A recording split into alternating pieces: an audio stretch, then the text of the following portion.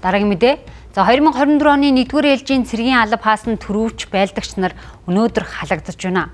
Энэ үеэр Хилийн цэргийн ТИГ 130 дугаар ангид цэргийн алба хаасан Төмөн Дэлгэр сүйт бүсгүй дэлгэр заяада гэрлэх санал тавьжээ.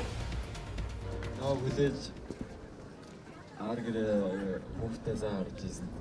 Хайртай баярлалаа. Араа сайн минь сайн даас шүү. Хайр надад хийснээр гэж бодохгүй.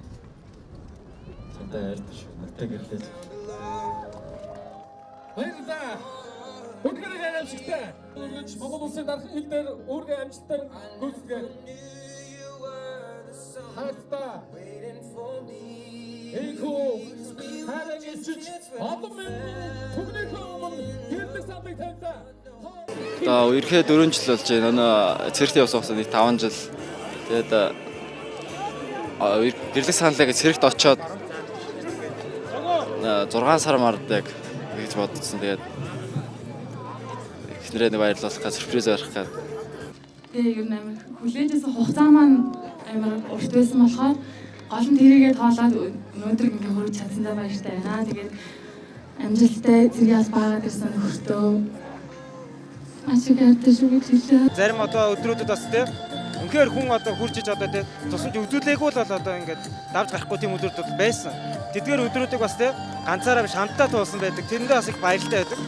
Би бол анх цэргийн алба хаахгүй Хилийн цэрэг ер нь одоо цэргийн алба хэцүү хүнд гэж бодолтой байсан. Тэгээд маш санамсаргүй байдлаар Хилийн цэрэг цацагдаж ирээд тэгээд энэ нэр төртэй ингээд нэр төртэй алба хааснаа нэгт маш их баяртай. Хоёр миний дотоод үйлдэл бодолтой Хилийн цэргийн албыг үйлдэл 180 градус эргээд өөрчлөсөн. Албаа хугацаанд офицер ахлагчны бүх хүмүүсээс үг даад сурлаа. Цагнаар бүхэл юм ясвар амжилт сурлаа.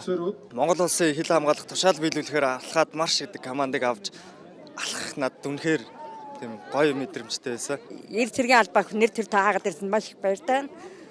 Тэгээ хүүгээрээ маш их бахархсан.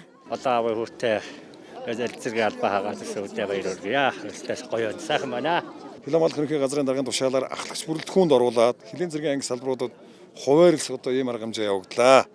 За энэ бол одоо хугацаа цэргийн алба хаагчид өөрийнхөө сайн дурын үндсэн дээр өөрснөө хил хамгаалах байгууллагатай албан үйл ажиллагаа холбож энэ одоо ахлагчийн бүрэлдэхүүнд орох хүсэлт гаргасныхаа дагуу энэ одоо чиглэлээр сураад боловсроод ингээд хил хамгаалах байгууллагад ажиллахад бол бүрэн боломжтой болж байгаа.